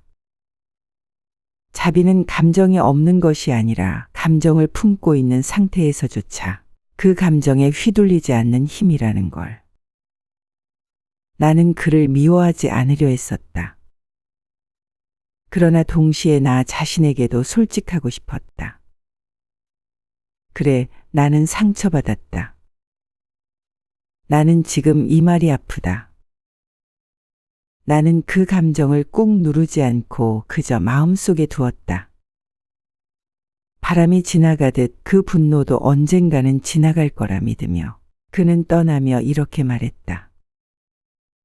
넌 그냥 가짜야. 내가 뭘 한다고. 나는 그의 뒷모습을 보며 작게 인사했다. 그래도 당신이 행복하길 바랍니다. 그 말이 내 마음에서 진심으로 나올 때까지는 아주 오랜 침묵이 필요했다. 하지만 그 침묵 끝에서 나는 정말 그렇게 말하고 싶어졌다. 나를 미워하는 자 앞에서 내가 흔들리지 않을 수 있는 건 내가 위대한 사람이어서가 아니라 그 미움조차도 고통에서 비롯된 것임을 알기 때문이다. 자비란 나를 비난하는 이의 마음 안에 있는 아픔까지도 함께 바라보는 시선이다. 그날 밤 나는 스스로에게 말했다. 이유다, 너는 아직도 화가 날 수 있는 사람이다. 그러나 내가 그 화를 들여다보는 그 순간 너는 또 한 걸음 부처에 가까워지고 있다. 그리고 나는 그를 용서했다. 사실은 그보다 먼저 나 자신을 용서하고 있었다. 사람들은 떠들었다. 정치 이야기, 돈 이야기, 서로의 잘잘못, 누가 틀렸고 누가 나쁘며 누가 더 손해봤는지. 그 말들 속에 나는 자꾸만 작아졌다. 침묵은 도망처럼 느껴졌고 말하지 않는 내가 이상한 사람처럼 느껴졌다. 나는 생각했다. 이렇게 말 없는 나는 과연 세상에 도움이 되는 존재일까? 나는 무엇을 실천하고 있는 걸까? 수행은 조용히 앉아 있는 것일까? 아니면 이 소란 속에 뛰어들어 뭔가를 바꾸려는 것일까? 내 마음속 등불은 바람에 흔들리고 있었다. 나는 스스로에게 묻고 또 물었다. 고요한 사람은 아무 말 하지 않는 사람인가? 아니면 말 속에서도 고요함을 잃지 않는 사람인가? 부처님께서 말씀하셨다. 진정한 고요는 바깥이 아니라 마음속에서 피어나는 불빛이다. 나는 그 말이 처음엔 이해되지 않았다. 나는 조용한 곳을 찾아다녔고 사람들이 없는 길을 걸었고 불을 끄고 문을 닫고 세상을 피했다. 그러나 마음은 여전히 시끄러웠다. 고요는 밖에 있지 않았다. 나는 길 한복판에 앉았다. 시끄러운 시장, 사람들의 고함, 아이들의 울음. 모든 소리가 내 곁을 지나갔다. 나는 눈을 감았다. 그 소리들을 피하지 않았다. 그저 그 소리들 속에서도 내 안에 작은 불빛이 꺼지지 않도록 숨을 고르고 있었다. 마음속에서 불이 타오르는 것을 느꼈다. 크지 않았고 강하지도 않았지만 분명히 살아있는 불빛. 나는 그 불빛을 지키기 위해 다시 앉았고 다시 일어났고 다시 걸었다. 침묵은 도망이 아니었다. 그건 나의 중심을 지키는 공간이었다. 나는 말하지 않아도 내 안의 등불은 나를 대신해 말하고 있었다. 그날 밤 나는 별이 보이지 않는 하늘 아래서 조용히 중얼거렸다. 불빛은 말하지 않는다. 그러나 어둠 속에서 그 빛은 모든 걸 비춘다. 나는 그 침묵 속에서 다시 내 길을 확인했다. 시끄러운 세상 속을 조용히 걷는 자로 살아가기로. 나는 여전히 걷고 있었다. 계절은 2번 바뀌었고 발걸음은 한결 가벼워졌지만 마음에는 여전히 길 위에 바람이 스며 있었다. 나는 이제 깨달음이란 단어를 쉽게 쓰지 않게 되었다. 그건 설명하는 말이 아니라 하루하루 살아내야 할 어떤 모양이기 때문이었다. 어느 날 낯선 마을에 들렀다. 햇살이 부드럽게 내리고 아이들이 흙먼지를 차며 뛰놀고 있었다. 그 마을 끝자락, 오래된 나무 아래에 누군가 앉아 있었다. 그의 등을 보는 순간 나는 멈춰섰다. 그건 아마도 지바였다. 집착을 내려놓기 위해 진흙 위를 걸었던 그 제자. 나는 다가가지 않았다. 그저 먼 발치에서 바라보았다. 그도 나를 보지 않았다. 하지만 나는 느낄 수 있었다. 그도 여전히 이 길 위에 있다는 것을. 그의 곁에는 작은 연등 하나가 놓여 있었다. 바람에 꺼지지 않고 흔들리며 살아있는 불빛. 나는 조용히 웃었다. 그 순간 또 다른 길모퉁이에서 우바라의 뒷모습이 보였다. 당당한 걸음, 그러나 예전보다 훨씬 부드러워진 어깨. 그는 이제 교만을 내려놓은 자의 얼굴을 하고 있었다. 나는 깨달았다. 우리는 흩어졌지만 결국 같은 하늘 아래를 걷고 있다는 것을. 각자의 길이 달라 보여도 우리는 같은 불빛을 품고 있었다. 그날 밤 나는 작은 연등 하나를 꺼내 들었다. 아무도 보지 않는 산길 한복판. 나는 그것을 조용히 켰다. 그리고 중얼거렸다. 부처님, 이 연등은 제가 누군가에게 받은 것입니다. 그리고 오늘 다시 다른 누군가에게 전하려 합니다. 불빛은 크지 않았지만 그것 하나로 어둠이 밀려났다. 그 빛이 아주 먼 곳에서 또 하나의 연등을 깨우고 있었다. 깨달음은 혼자 피우는 불이 아니라 서로에게 건네는 연등이었다. 다시 피어나는 연등. 나는 그 빛 아래서 다시 길을 걸었다. 다시 혼자가 아니었다. 나는 이제 괜찮다고 생각했다. 이만하면 충분히 걸었다고 생각했다. 마음은 고요했고 몸은 가벼웠고 세상은 더 이상 날 흔들지 않는 것처럼 느껴졌다. 나는 조용한 산 중턱에 머물며 작은 연등 하나를 켜고 기도처럼 숨을 쉬며 하루를 살고 있었다. 그러던 어느 날 산 아래 마을에서 사람이 올라왔다. 늙은 어머니를 부축하며 눈동자 가득 피로와 절망을 안고 그는 나를 보자마자 무릎을 꿇었다. 스님, 제 어머니가 죽어가고 있습니다. 기도라도 해주십시오. 마음이 너무 아파 어디에도 기댈 곳이 없습니다. 나는 당황했다. 그의 말이 아니라 내 마음이 그 고통을 낯설게 느끼고 있었다는 사실이. 나는 깨달음을 말할 수 있었지만 그의 고통 속으로는 들어가지 못하고 있었다. 그를 위로하는 말이 입에 맴돌았지만 그 어떤 말도 그 절박함을 품을 수 없었다. 그 순간 나는 알았다. 내가 아직 길 위에 있다는 것을. 깨달음은 머무는 자리를 만드는 것이 아니라 다시 나아가는 이유를 만드는 것이란 걸. 그의 어머니를 위해 염불을 하며 나는 내 안의 고요를 다시 깨웠다. 그 고요는 나를 위한 것이 아니라 그들을 위한 것이어야 했다. 부처님께서는 말씀하셨다. 보살은 바람처럼 온다.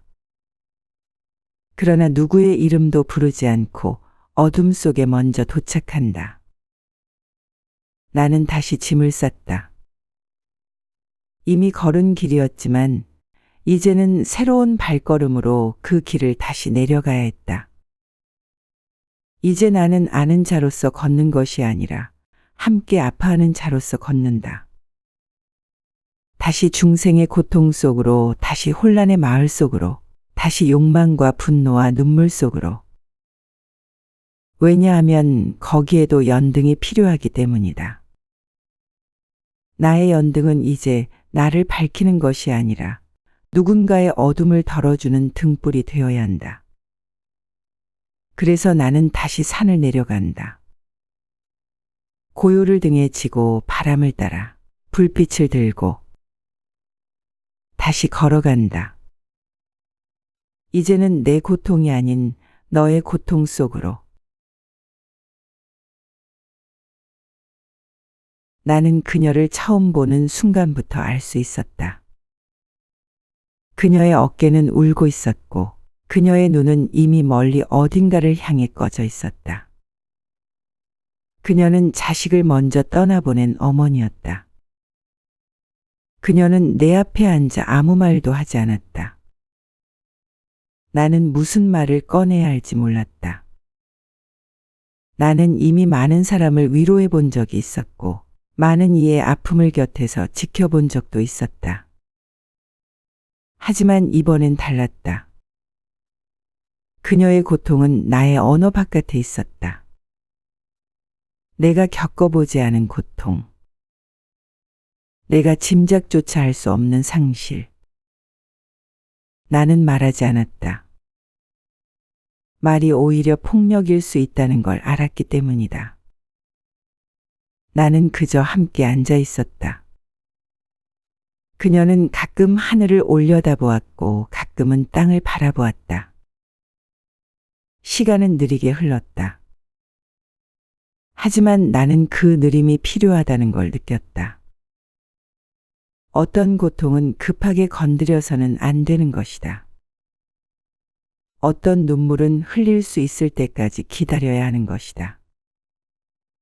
그녀는 조용히 입을 열었다. 스님, 저는 이제 어떻게 살아야 하나요? 나는 대답하지 못했다. 대답할 자격이 없다고 느꼈다. 그녀는 이어 말했다. 다시는 웃을 수 없을 것 같아요.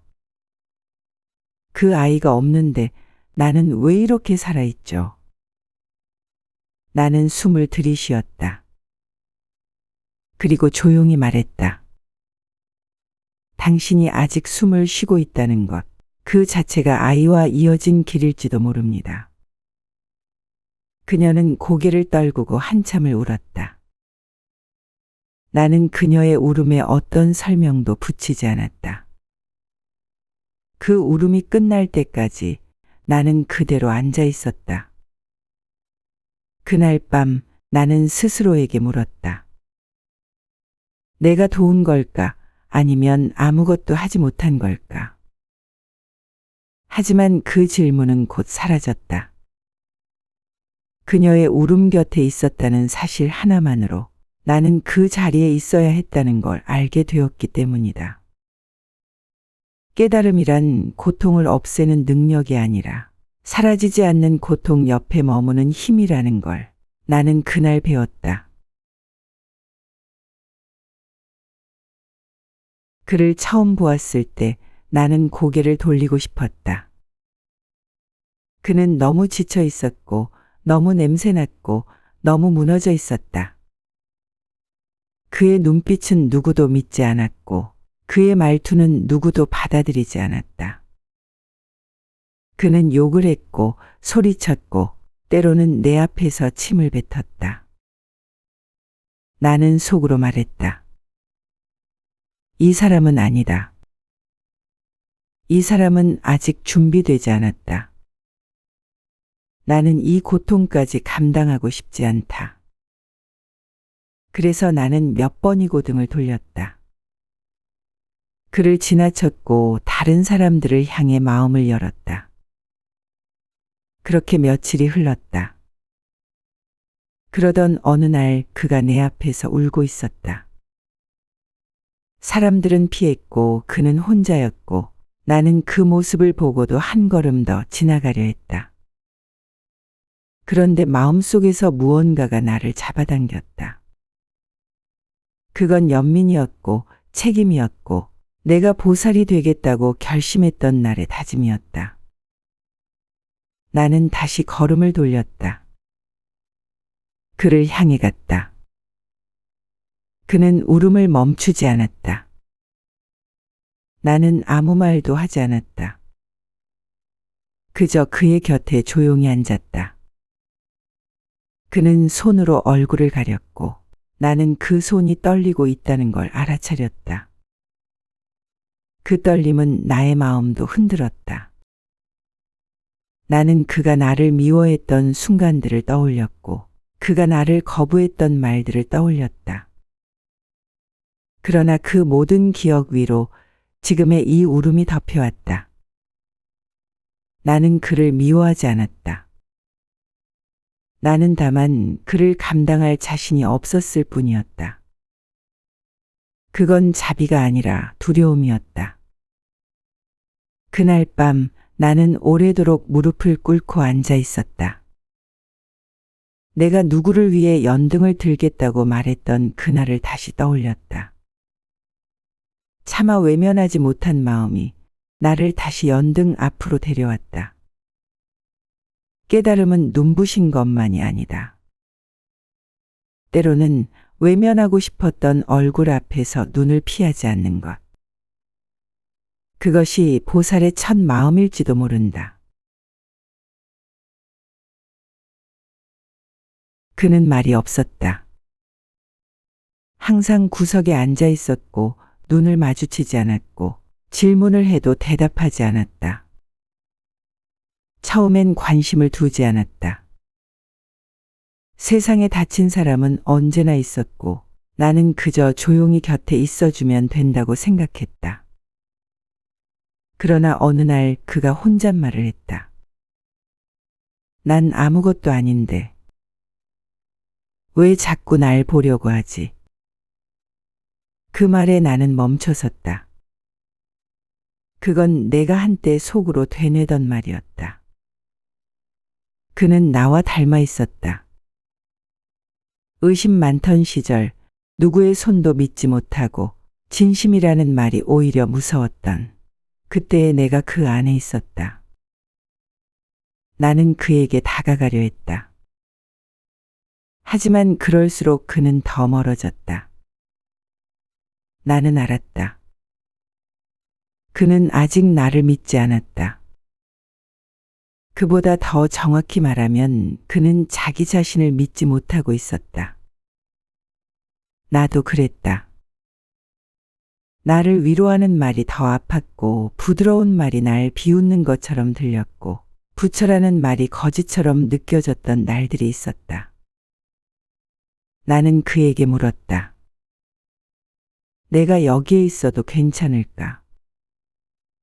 그는 고개를 들지 않았지만 그 말 이후로 자리를 떠나지 않았다.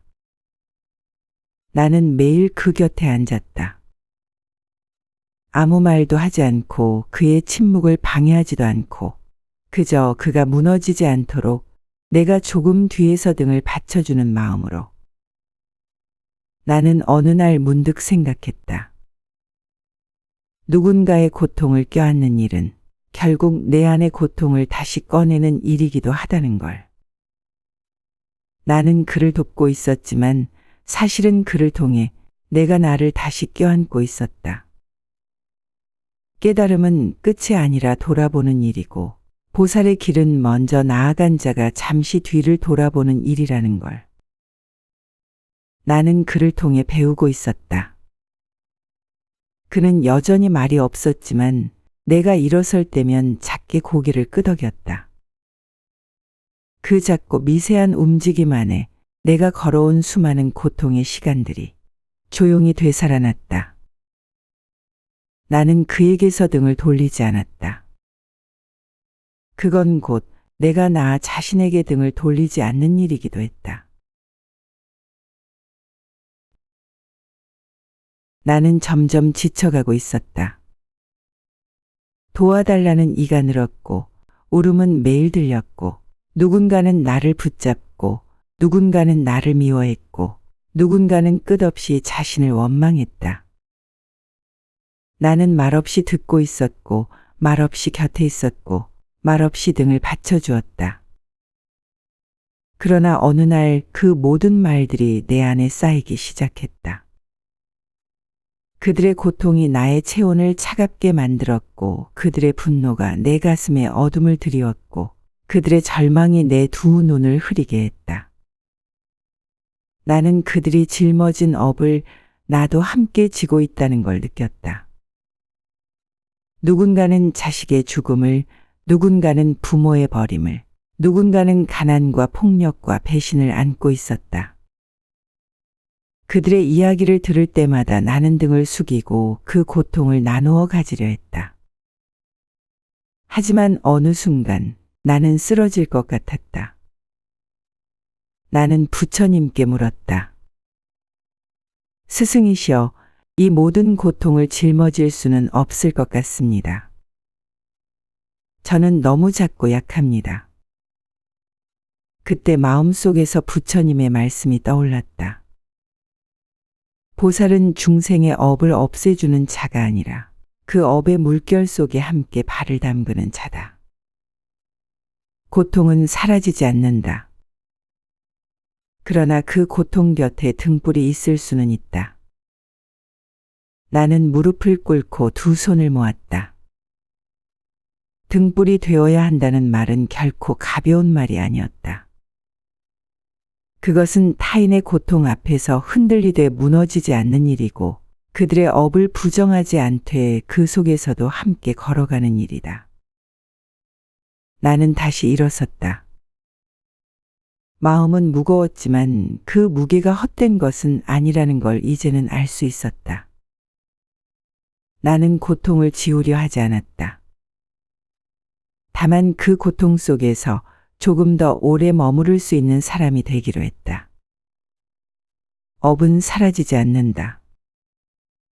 그러나 그 업 속에서 꺼지지 않는 등불이 하나 있다면 그것이 보살이 이 세상에 남아야 하는 이유일 것이다. 나는 그를 도우려 했다. 아무 조건 없이 그저 그의 울음을 들었고 그의 상처를 마주했고 그의 절망을 함께 느꼈다. 나는 그에게 밥을 지어주었고 자리를 내어주었고 침묵 속에 오래 머물렀다. 그는 처음엔 아무 말도 하지 않았다. 그러다 어느 날 그가 소리쳤다. 도움 따위 필요 없어. 당신도 결국 날 떠날 거잖아. 왜 내 앞에서 좋은 사람인 척하는 거야? 나는 말문이 막혔다. 그 말에는 칼날이 있었고 그 분노는 방향 없는 불길 같았다. 나는 잠시 돌아서야 했다. 가슴 한가운데가 뜨겁게 베인 듯 아팠다. 나는 조용히 생각했다. 나는 분명 그를 위했는데 왜 나는 상처를 받고 있는 걸까? 그러나 조금 뒤 나는 그 고통이 나의 자만에서 시작되었음을 알게 되었다. 나는 그를 돕는 사람이 되고 싶었던 것이다. 나는 그를 품는 자의 자리에 서고 싶었던 것이다. 그러나 그는 아직 누구의 품도 받아들일 수 없는 상태였다. 그는 무너져 있었고 그 무너짐 안에 들어오려는 나조차 그에겐 또 다른 위협이었을 수 있었다. 나는 다시 그의 곁으로 갔다. 이젠 그를 도우려 하기보다 그저 무너진 채 있는 그를 있는 그대로 바라보려 했다. 그는 여전히 나를 보지 않았고 말도 없었고 감사도 하지 않았다.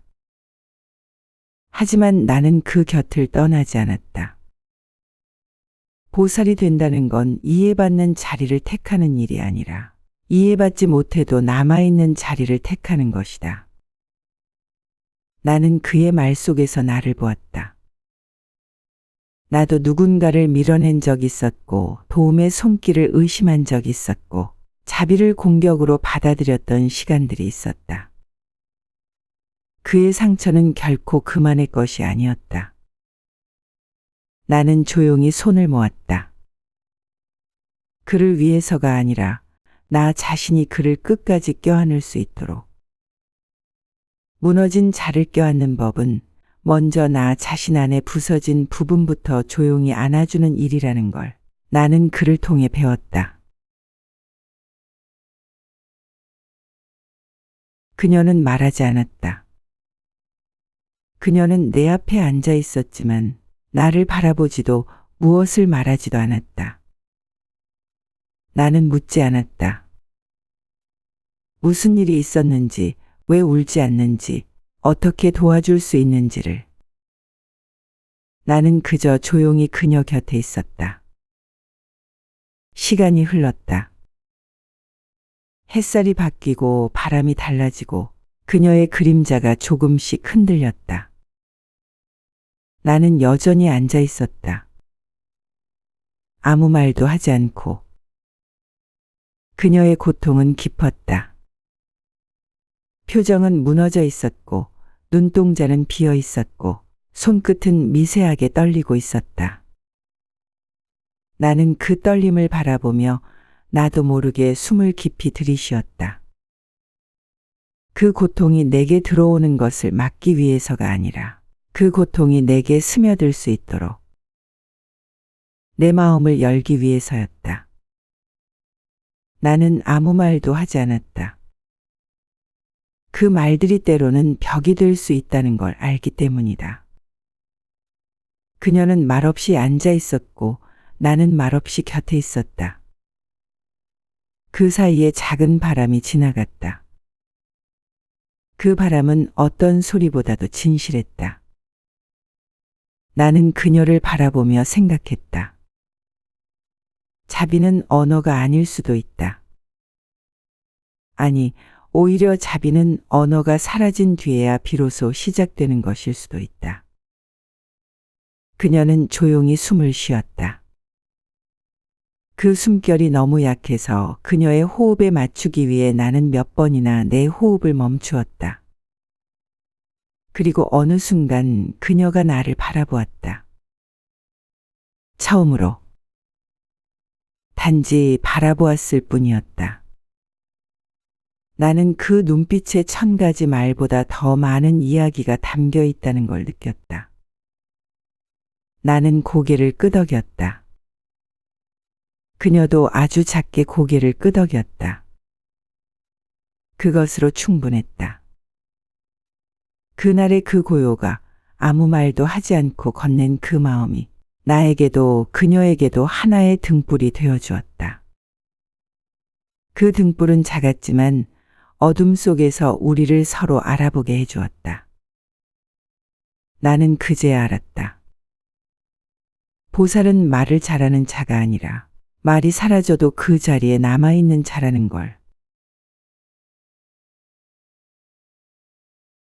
나는 그날도 평소처럼 작은 연등 하나를 켜고 있었다. 누구를 위해서도 아니었고 누가 보라고 하는 것도 아니었다. 그저 내 마음 안에 어둠을 잊지 않기 위해, 그리고 누군가의 고통이 이 등불 속에서 잠시라도 쉴 수 있기를 바라는 마음으로. 마침 지나가던 한 아이가 나를 보았다. 그 아이는 말없이 내 앞에 앉았다. 무릎을 꿇지도 않았고 합장하지도 않았다. 그저 고개를 갸웃거리며 내가 들고 있는 연등을 바라보았다. 나는 아무 말도 하지 않았다. 그 아이도 아무 말이 없었다. 시간이 흘렀고 내 연등의 불꽃은 작아졌고 밤은 깊어졌다. 그 아이는 여전히 내 곁에 있었다. 그러다 문득 그 아이가 돌 하나를 집어들었다. 그리고 돌 위에 작은 풀잎을 올려두고 그 위에 손을 얹었다. 나는 그 장면을 잊을 수 없다. 그 아이는 자신만의 연등을 만들고 있었다. 불이 있진 않았지만 그 마음은 분명히 따뜻했다. 나는 조용히 웃었다. 그 어떤 살법도 그 어떤 말씀도 없이 연등은 또 하나 켜지고 있었다. 그 아이는 끝내 나를 쳐다보지 않았다. 하지만 나는 알 수 있었다. 그도 이제 누군가의 어둠 속에서 자기만의 불빛을 지켜낼 사람이라는 걸. 깨달음은 말로 전해지지 않는다. 그건 불빛처럼 스민다. 누군가의 등을 비추고 누군가의 눈을 적시고 누군가의 손끝을 머물게 한다. 나는 연등을 껐다. 그리고 돌아섰다.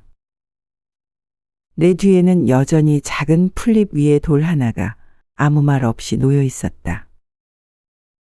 그러나 분명히 그것은 또 하나의 연등이었다.